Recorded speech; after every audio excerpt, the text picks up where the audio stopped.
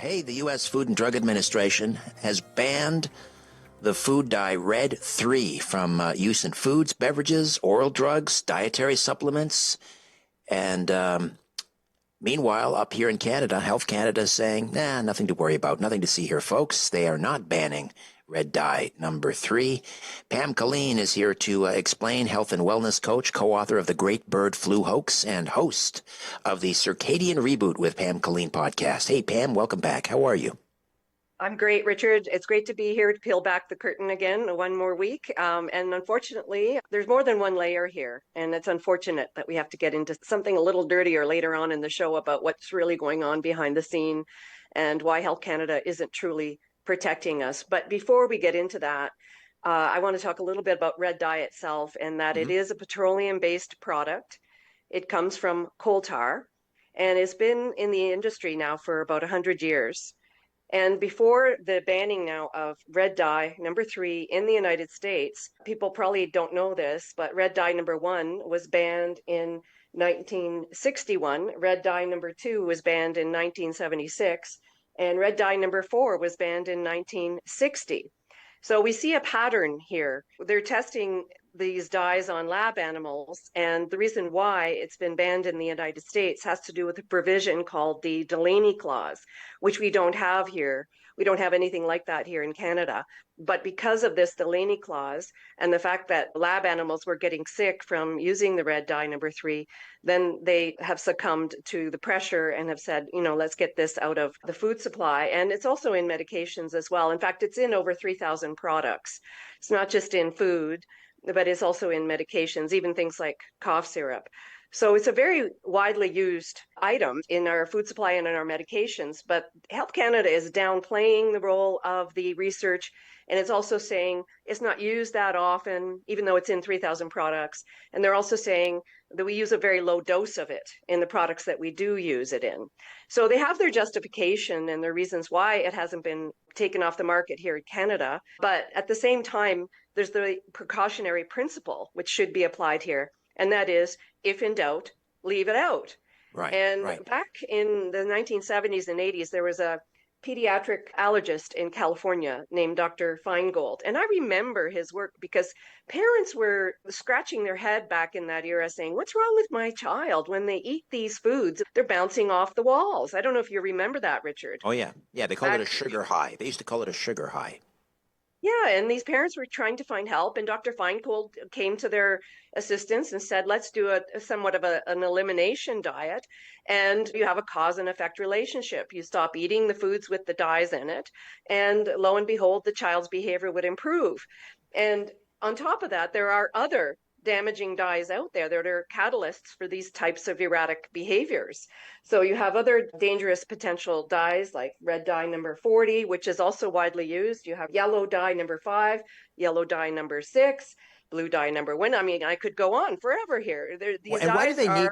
What are they? Yeah. Are they just to add color to make things look more appetizing, or could they not be replaced with, I don't know, beet juice or something? Yeah, they could be. They could be using more natural, safer colors to make the food look more appealing. But a lot of these dyes as well are banned in other countries around the world. So why are they still using them here at all? So there are safer alternatives. You're absolutely right, Richard. But also keep in mind that this dye is related to iodine.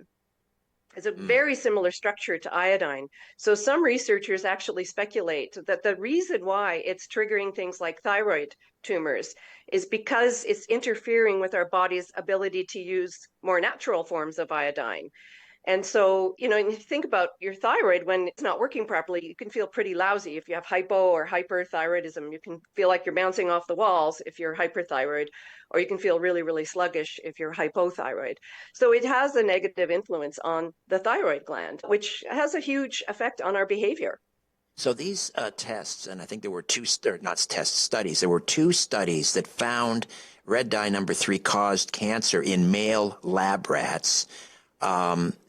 The studies found cancer was caused by a hormonal mechanism that only exists in rats, not humans. In other words, there's not a direct causation between red dye number 3 and cancer in humans, but the FDA is saying better safe than sorry. That's right. And Health Canada is downplaying the role, even though how many times does how many times does the entire scientific community rely on data from lab rats?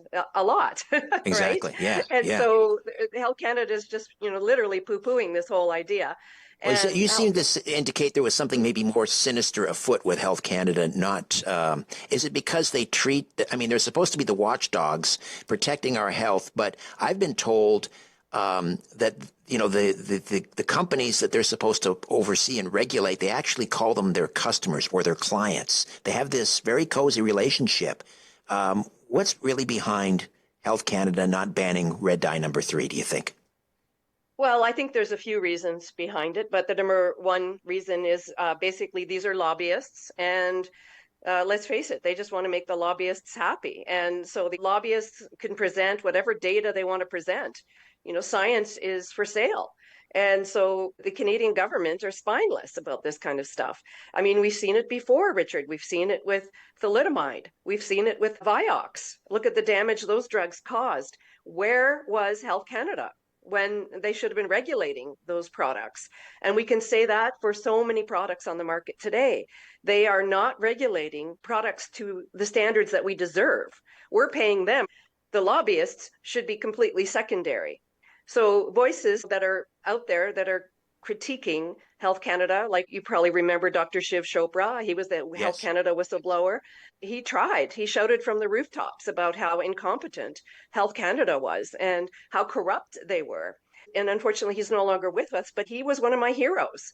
And unfortunately, we don't have enough whistleblowers out there right now to show how they misstep all the time in regulating products for our bodies, whether we're putting them on our skin or we're taking them internally. They should be more careful. And even if you look at agriculture, Richard, and glyphosate and the biotechnology industry, my dear friend, Professor Joe Cummins, went to Ottawa when they were going through all the proceedings around biotechnology.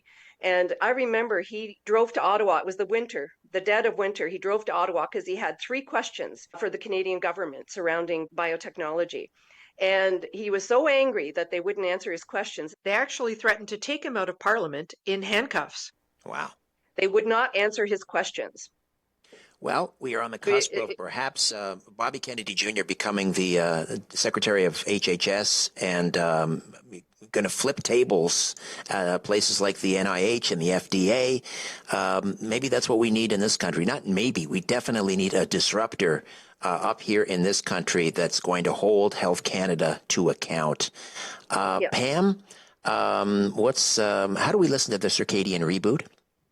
I'm on Spotify, YouTube, Rumble, all sorts of different forums. It's Circadian Reboot with Pam Killeen. And my website is just pamkilleen.com, KILLEEN. All right. Great work, Pam. Thank you so much. We'll talk again next week. Thank you.